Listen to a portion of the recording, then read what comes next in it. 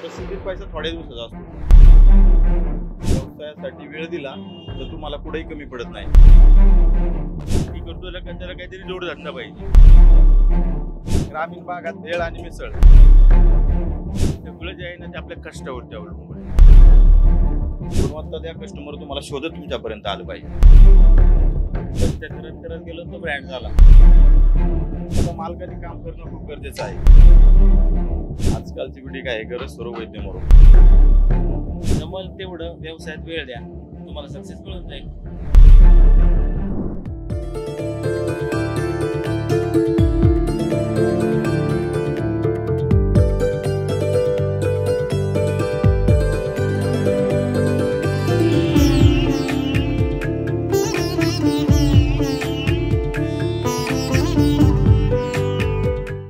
नमस्कार, मी Deepak Darade. For the people news मध्ये आपलं सर्वांचं स्वागत आहे. मंडळी, सध्याची परिस्थिती अशी आहे, आपल्या आजूबाजूला नोकऱ्या नाहीत, व्यवसाय नाही, अशी सगळी ओरड आहे. हे कुठे नोकरी करायची, व्यवसाय काय करायचा, अशी सगळी चर्चा होत असताना आपल्या आजूबाजूला म्हणजे प्रत्येक घरामध्ये ही सध्या प्रश्न भेडसावतो. आणि याच अनुषंगानं मला आजची ही सगळी चर्चा घडवून आणायची. तुम्हाला एक उदाहरण तुमच्या समोर आम्हाला आणायचं आहे. आता आपण केसनन मध्ये आहे, पुण्याजवळ वाघोलीच्या जवळ केसनन म्हणून हे गाव आहे. आणि केसननची सुप्रसिद्ध अशी जोगेश्वरी मिसळ आहे. सगळ्यांनी महाराष्ट्रभर त्यांची मिसळ आपण सगळे बघतोय, अनेकांनी मिसळ खाल्ली असेल. मला मिसळबद्दल बोलायचं नाही आहे, मिसळ चांगली आहे, पण हा जो व्हिडिओ आहे तो मिसळबद्दल नाही. तर ही म्हणजे मिसळ कशी चविष्ट आहे वगैरे हे नाही मी सांगणार आहे. तर हा जो जोगेश्वरी मिसळ ब्रँड आहे तो कसा उभा राहिला या उद्योगामध्ये. जोगेश्वरी मिसळचे जे संस्थापक आहेत सचिन हरगुडे, हे नेमके कसे आले आणि हा व्यवसाय कसा पुढे सुरू झाला आणि कसा वाढला, या संदर्भात आपण जाणून घेणार आहे. माझ्यासोबत तुम्ही या, आपण त्यांच्याकडूनच हे सगळं जाणून घेऊयात.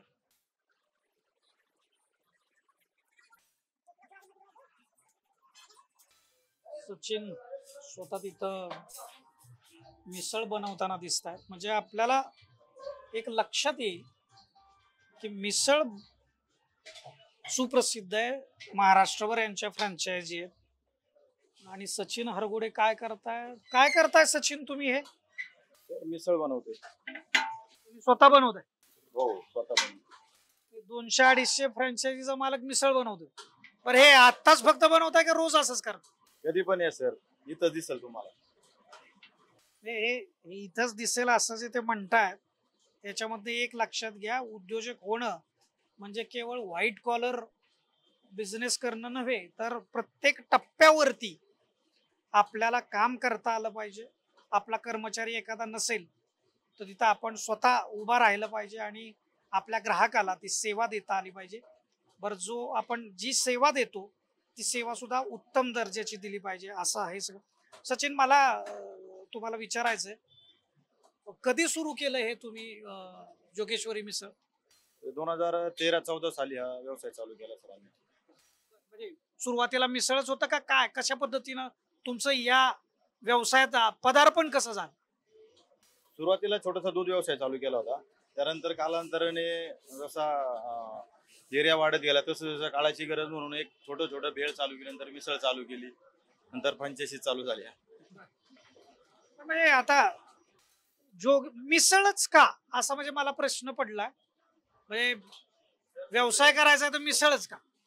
ग्रामीण भाग आहे आणि ग्रामीण भागात भेळ आणि मिसळ ह्या दोन गोष्टींना जास्त प्राधान्य असतं मेन म्हणजे. आणि लोक आवडीने खातात भेळ आणि मिसळ. आणि आता बऱ्यापैकी लोकांना भेळ मिसळ काय झालं तर जोगेश्वरीला लोक प्राधान्य देतात.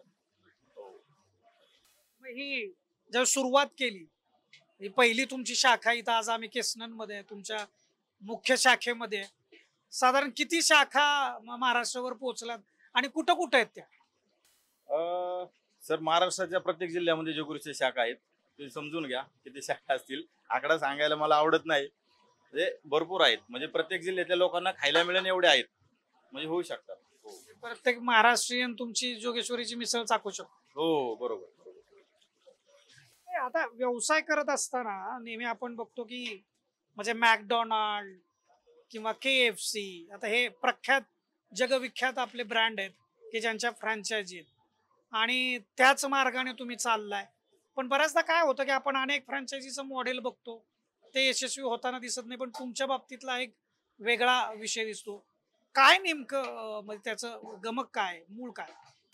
सर, मेन म्हणजे फ्रँचायझी वाढायचं कारण स्वतः मालकाने काम करणं खूप गरजेचं आहे. मालक स्वतः जागेवर राहिला तर कस्टमरला काही कमी जास्त त्याला पाहता येतं. तोच व्यवसाय जर कामगारांच्या हातामध्ये दिला तर मालकालाही समजणार की म्हणजे कस्टमरच्या काय त्रुटी आहेत, त्यांचे काय प्रश्न आहेत, ते मालकाला कळले तो त्यांची चूक सुधारू शकतो. तर मालक जागेवर नसेल तर हा व्यवसाय चालू शकत नाही. म्हणजे हॉटेल लाईनच अशी आहे की तो मालक स्वतः व्यवसाय केला तर हा पूर्णत्वाला जाऊ शकतो, अन्यथा नाही. म्हणजे आंधळ जर ते कुत्रपीठ खाते अशी कंडिशन ह्या व्यवसायाची होऊ शकते. मला असं वाटतं, बाकीच्यांचं मला माहिती नाही. कारण आम्हाला तर सवय स्वतः काम करायची, त्यामुळं सर्वांनी जर केलं तर मला वाटत नाही कुठला व्यवसाय म्हणजे लॉस मध्ये जाईल किंवा पुढं कर्ज काढलेलं फिटू शकत नाही. ते पूर्ण होऊ शकतं सगळं, फक्त स्वतः काम करायची ताकद पाहिजे. कुठलाही व्यवसाय करायचं म्हटलं तर गुणवत्ता त्याला काही पर्याय असू शकत नाही, म्हणजे तरच व्यवसाय वाढतो. ते गुणवत्तेवर तुम्ही कसं काम करता? तर मेन म्हणजे जे आमचं प्रॉडक्ट आहे हे सगळं एक नंबर क्वालिटीमध्ये बनवलं जातं. कुठल्याही मालाची तडजोड केली जात नाही. सगळं एक नंबर मध्येच काम असतं. त्यामुळे लोकांनी खाल्ल्यानंतर त्यांना कळतं की हे काय क्वालिटीचं मटेरियल बनलेलं आहे. त्याच्यामुळे लोकांना त्याची चव लागल्यानंतर कळते की खरंच एक नंबर मध्ये आहे सगळं. तर ते लोक येतात, कस्टमर प्राधान्य देतात. अनेकदा आपण बघतो की आता व्यवसायातून पैसा येतो, पैशातून गाड्या येतात, मग बंगले होतात, नाही का? पण म्हणजे मराठी माणसाचं आपण एक उदाहरण, म्हणजे आता तुम्ही केसनमध्ये आहे, आपण पुणे शहरापुरता जरी विचार केला किंवा महाराष्ट्रातलं कुठलंही शहर घ्या, ते शहर वाढत असताना आजूबाजूचा प्रदेश विकसित होतो, मग गुंठा मंत्री होतात आपली लोक, आपली म्हणजे मराठी लोक शेती विकतात, जमीन विकतात. 10 वर्ष साधारणपणे ते पैसे टिकतात. 10 वर्षांनी तेच कुठंतरी परत रोजगार शोधताना दिसतात. एक साधारण चित्र असेल. तुम्ही याला अपवाद थोडस वाटतं मला, म्हणजे तुमची जमीन किंवा तुमचा हा जो सगळा विषय आहे, थोडस याच्यावर मला थोडं अधिकच जाणून घ्यायचंय, कारण हा महाराष्ट्राच्या अतिशय महत्वाचा विषय. अनेक मराठी कुटुंब म्हणजे त्यांच्या जमिनी गेल्या, 10 वर्ष मजा मारलेल्या आहेत. म्हणजे हे थोडस ऐकायला थोडस तिखट वाटेल, परंतु वास्तव बोलायला हरकत नाही असं मला वाटतं. आणि वास्तव बोललं तरच कुठंतरी त्याच्यावरती प्रकाश पडेल. तुम्ही कसं बघता याच्याकडे? कारण तुम्ही याच भागात आहे, तुमच्याही आजूबाजूला हे दिसत असेल, तुम्ही कसं बघता? कसं आहे, कष्टाने कमवलेला पैसा तो कसा खर्च करायचा हे ज्याचं त्याला कळतं. आणि एखाद्याला सर आयतं मिळलंय ते कसं खर्च करायचं हे त्याच्यावरती अवलंबून असतं. आता इथं तुम्ही बघताय किती कष्ट आहे, ह्याच्यातून मिळणार उत्पन्न आम्ही चांगल्या ठिकाणीच इन्व्हेस्टमेंट करणार. म्हणजे गाडी बंगला पैसा ह्या गोष्टी जर गरजेच्या आहेत तर ते होतच नंतर, पण त्याचा उपयोग पुढं चांगल्या कामात करायचा हे आपल्यावरती अवलंबून आहे. आणि व्यावसायिक माणसं जर प्रामाणिक कष्ट असतात, खूप कष्टाचा पैसा चांगल्या ठिकाणी जायला पाहिजे.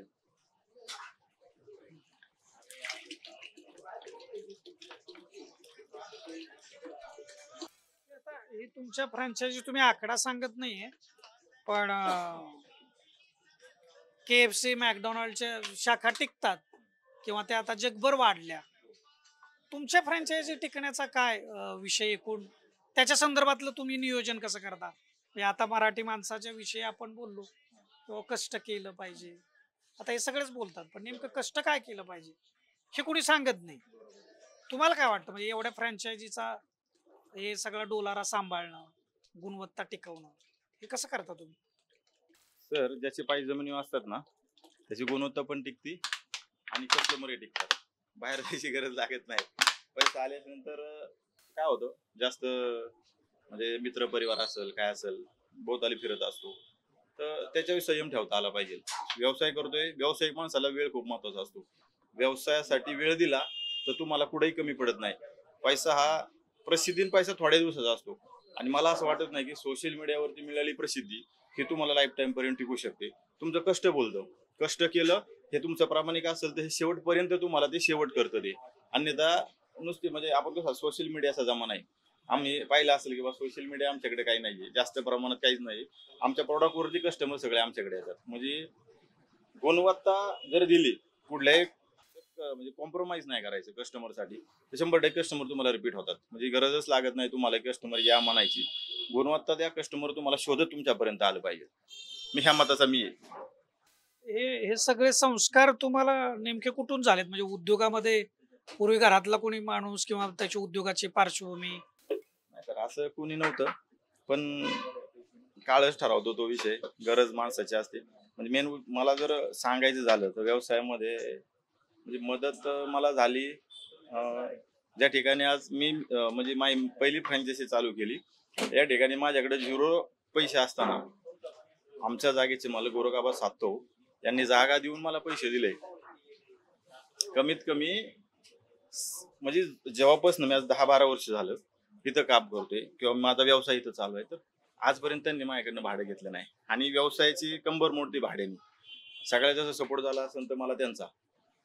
भाडं न घेणं, पाहिजे त्या गोष्टीमध्ये सपोर्ट करणं, अशा व्यक्तींचा हात जर त्याच्या मागे असेल तर मला नाही वाटत तो व्यक्ती कुठं मागं सरळ किंवा मागं वळून बघायची गरज आहे त्यांना. बऱ्याचदा तुम्ही म्हणजे खूप चांगलं उदाहरण दिलं जे मराठी माणसांमध्ये फार कमी दिसतं. मी मराठी माणूस एकमेकांना मदत करत नाही असं म्हणतात खरं तर. आणि केली समजा एखाद्याने मदत, तर पुन्हा त्याचा परतावा मिळेल की नाही अशी वस्तुस्थिती असते. त्यामुळे मराठी माणूस बऱ्याचदा थोडं मदत करताना हात पण आकडता घेतो, कारण अनुभव वाईट आहेत, कारण परतावा येत नाही. तुम्ही म्हणजे आता उद्योगामध्ये बरंच पुढे आलाय, तुम्ही सातव साहेबांचं नावही घेतलं की त्यांच्यामुळं तुम्हाला मदत झाली. काय अनुभव आहे साधारणपणे असा? सर जागेपासून तर आजपर्यंत म्हणजे ज्या वेळेस काही नव्हतं तेव्हाही साथ होती. आज सर्व काही आहे तरी पण साथ आहे. मग अशा माणसांना विसरून जमत नाही. आणि जो व्यक्ती ज्यांच्यामुळे घडलो त्यांना शेवटपर्यंत विसरत नाही, त्यांनाही काही कमी पडत नाही. आजकालची पिढी काय आहे, गरज सर्व वैद्य मरो, त्या कंडिशन मध्ये जर राहिला तर ही स्टेज राहणार नाही. पहिल्या दिवसापासून तर शेवटच्या दिवसापर्यंत तर आपल्याला ते सातत्य ठेवता आलं पाहिजे, त्या गोष्टी बघता आल्या पाहिजे. मला वाटत नाही की बाबा कोण ह्याच्यामध्ये मागे राहील. म्हणजे आपण हे सगळं उद्योगाचं सगळं बोलतो, तरुण पिढी उद्योगात येताना पण दिसते. म्हणजे एकीकडे चित्र म्हणजे मराठी माणूस तसा संख्येनं कमी आहे उद्योगामध्ये. उद्योगामध्ये मराठी माणूस संख्येनं कमी दिसतो. पण अलीकडच्या काही काळामध्ये काही युवक येताना दिसतात, वेगवेगळे प्रयोग करतात. काय तुम्ही एक तुमच्या अनुभवावरून त्यांना सल्ला द्याल? आहे म्हणजे खूप तरुण व्यावसायिक ह्या व्यवसायामध्ये येता येते. आमचा त्यांना पाठिंबा आहे, सगळ्या गोष्टी आहेत. पण सातत्य कुठंतरी थोडं कमी पडतं. पैसा आल्याच्या नंतर थोडं सातत्य कमी होतं. आमचा भरपूर प्रेशर असतो त्यांच्यावरती. पण की म्हणजे प्रामाणिकपणा खूप महत्वाचा आहे ह्या व्यवसायामध्ये. म्हणजे तुम्ही जर प्रामाणिकपणे व्यवसाय केला तर मला वाटत नाही की तुम्हाला पुढे कमी पडेल. प्रामाणिकपणा आणि कसं होतं, तुम्ही जेवढं देणार आहे तेवढं कस्टमर तुम्हाला देणार आहे. म्हणजे आपण जेवढं कस्टमरला देतो त्यांना वाटलं पाहिजे की माझे पैसे कुठे फुकट गेले नाही. मी जेवढं पैसे दिले त्याचा मोबदला मला मिळाला पाहिजे. कस्टमर ज्यावेळेस खुश होतो त्यावेळेस तो तुम्हाला काहीच कमी पडून देत नाही. तर ह्या गोष्टी जर ठेवल्या तर व्यवसायाला बरकती 100% मिळेल. आता तुमचं हे होम म्हणजे होम ग्राउंड आहे, होम पिच आहे असं म्हणेन मी. इथं तुमचे वडील पण दिसतात, तुमचे बंधुराज पण असतात, पूर्ण फॅमिली याच्यामध्ये काम करते. हो सर, पूर्ण फॅमिलीचं योगदान पण खूप आहे. फॅमिलीचं योगदान असल्याशिवाय व्यवसाय पुढे जाऊ शकत नाही सर. म्हणजे आपण म्हणतो एकाने श्रेय घ्यायचे म्हणजे खरंच गरज नाही.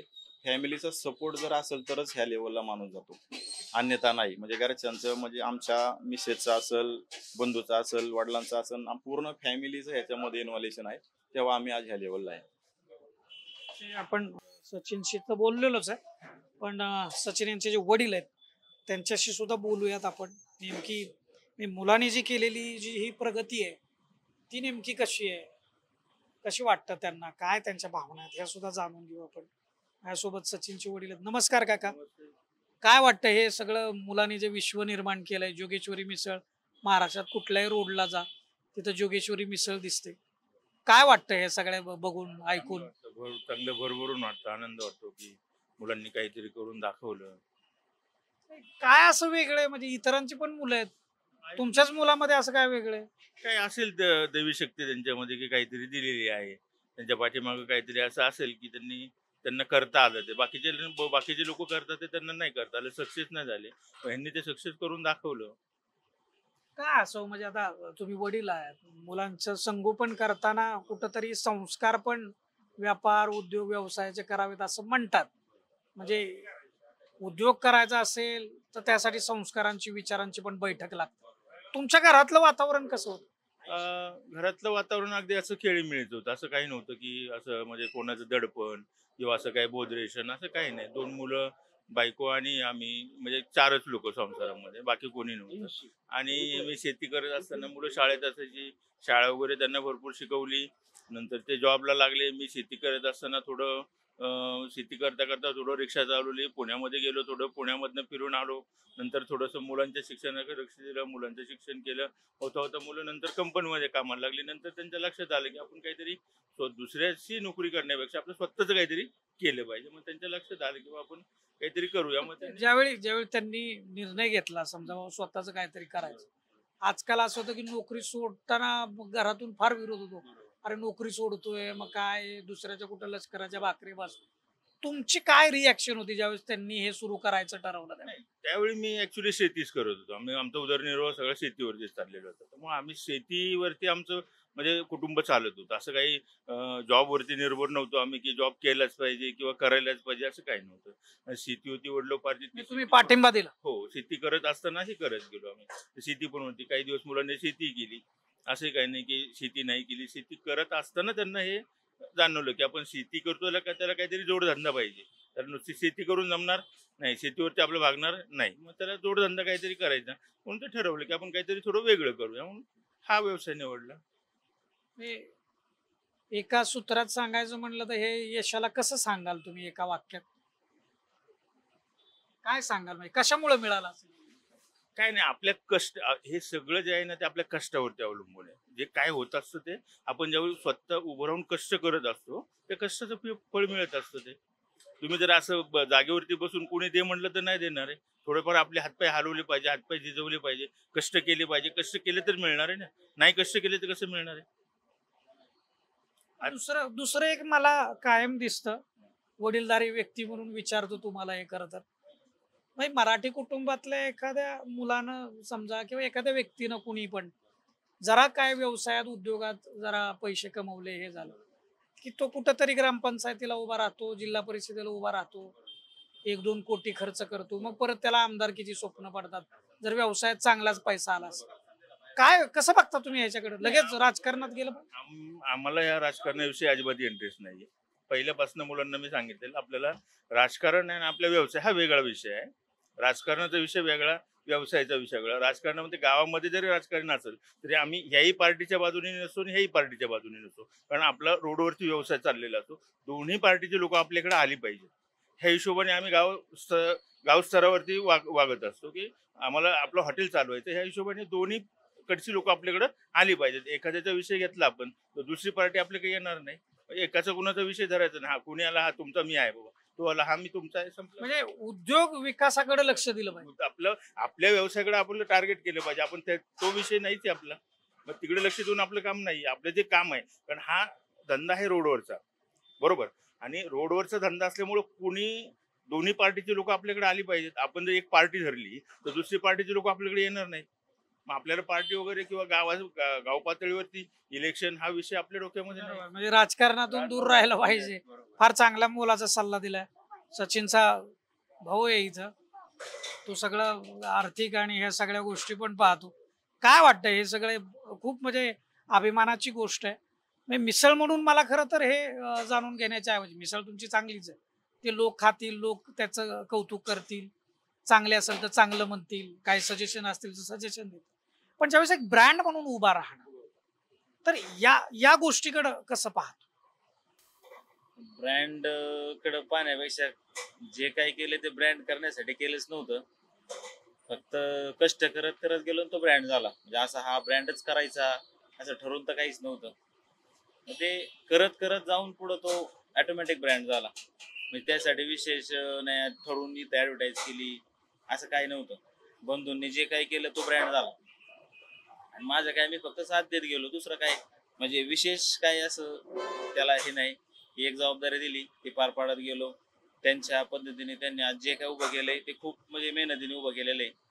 त्यात म्हणजे ते अभिमानाचीच गोष्ट आहे. पण आता आम्ही ज्यावेळेस सगळीकडे फिरत असतो त्यावेळी बघतो की आता 200-250च्या आसपास तुमच्या फ्रँचायझी आहे. म्हणजे ही कौतुकाची गोष्ट आहे. म्हणजे हे एवढं सगळं वैभव असताना, पैसा असताना तुम्ही इथं सगळे म्हणजे सचिन स्वतः तिकडे मिसळ बनवतायत, तुम्ही इथं सगळी मिसळ देण्याचं काम करतायत, तुमचे पिताश्री इथं म्हणजे सगळं अकाउंट पाहतायत, गल्ल्यावर आहेत सध्या ते म्हणजे काम करताय तुम्ही सगळं. आणि बरं हे दिखाव्यासाठी नाही, म्हणजे हे प्रेक्षकांना मी सांगतो की हे केवळ दिखाव्यासाठी नाही, हे रोजचं यांचं काम आहे. काय याच्या पाठीमागचा विचार काय आहे? म्हणजे नवीन पिढी आहे म्हणून मला हे जाणून घ्यायचं, कारण नवीन पिढी लगेच 4 व्हीलर गाडी, फॉर्च्युनर आणि ते सगळ्या म्हणजे तामझाम सगळं आपण बघतोय महाराष्ट्रामध्ये सगळं. मेन विषय आमचे मार्गदर्शकच असे आहेत की ते स्वतः काम करतात. कोण मार्गदर्शक? आमचे मोठे बंधू हा. की ते काम करतात आणि आम्ही जाऊन बसणं किंवा त्यांचा तो जो स्वभाव आहे काम करण्याचा तो आम्हालाही तो लागून गेला की बाबा प्रत्येक वेळेस काम करत राहणं, फावला वेळ मिळाला काहीतरी गोष्ट करत राहणं, आणि ती पण आमच्या सर्वांच्या अंगी ती आली. आम्ही ती गोष्ट घेतली आणि आम्ही तेच करतोय आज रोजी. म्हणजे वेळ मिळाला मग कुठेतरी फिरायला जा, हे करत असलं न करता जसा वेळ मिळत तसा आपण आपल्या व्यवसायामध्ये लक्ष देत गेलो. आणि त्यांचंही तेच आम्हाला मोलाचं योगदान असतं की जमल तेवढं व्यवसायात वेळ द्या, तुम्हाला सक्सेस मिळून जाईल. काही इथं लोक आहेत, नागरिक आहेत, ते मिसळ आणि भेळ इथले जे आहे ते खातात. नमस्कार ताई, काय भेळ खाताय? कशी वाटते भेळ? खूप छान, मस्त, एकदम खूप छान टेस्ट आहे. एकदम छान आहे. इतकी भरपूर प्रमाणात दिली आहे. क्वांटिटी आहे का क्वालिटी पण? क्वांटिटी पण आहे आणि क्वालिटी पण आहे, दोन्ही पण छान आहे. हो ना? तुम्हाला काय कशी वाटते? खूप छान आहे आणि आम्ही फॅमिली सोबत खाण्याला प्रेफर करतो कारण की यांची क्वांटिटी आणि क्वालिटी खूप छान आहे. खूप छान आहे. आणि लोक आहेत इथं आताही बसलेले आहेत, त्यांच्याकडून आपण जाणून घेऊ. काय तुम्ही घेतलेले? आम्ही मिसळ आणि भेळ पण घेतली. हो. कधीपासून येता तुम्ही? 1 वर्ष झालं आम्ही येतो इथे. काय कशी वाटते मिसळ? मिसळ 1 नंबर आहे आणि भेळ पण आवडते आम्हाला.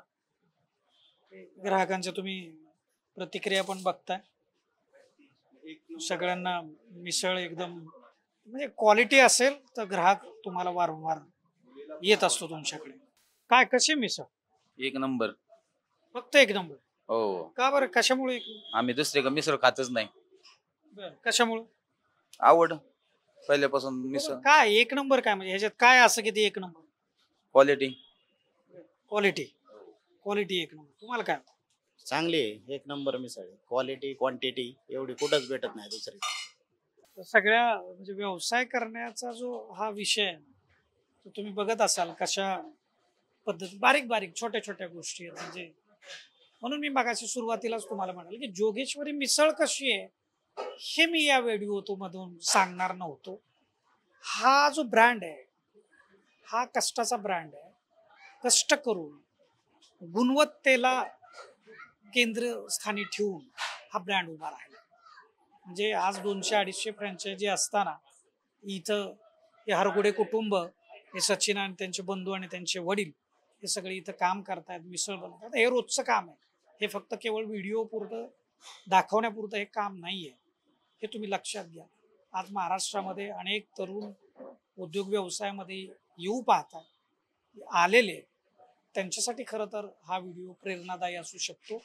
त्यांना याच्यातून इन्स्पिरेशन मिळू शकतं आणि कशा पद्धतीनं व्यवसायात पुढे जायला पाहिजे, कष्टाला किती प्राधान्य दिलं पाहिजे, फ्रंटला आपण काम किती केलं पाहिजे. तर थोडाफार व्यवसाय चालला मग आपण व्हाईट कॉलर गाडी आणि बाकीच्या सगळ्या जर गोष्टी तामझाम करायला लागलो तर आपला व्यवसाय 2-4 वर्षामध्ये कशी त्याला कडी लागेल आपल्यालाही कळणार नाही. म्हणून हे भान आपल्याला असलं पाहिजे. म्हणून हा व्हिडिओ तुम्हाला मार्गदर्शक ठरू शकतो. आपण आपल्या कमेंट ज्या आहेत, आपल्या जे सूचना आहेत, आपलं जे मत आहे हे व्हिडिओच्या खालील कमेंट बॉक्समध्ये जरूर नोंदवा आणि हा जास्तीत जास्त व्हिडिओ शेअर करा, जेणेकरून महाराष्ट्रातला प्रत्येक तरुण याच्यातून प्रेरणा घेऊ शकेल, प्रत्येक कुटुंब हे प्रेरणा घेऊ शकेल असं मला वाटतं. कॅमेरामॅन रोहित वनखटेसह मी Deepak Darade, for the people news, केसना.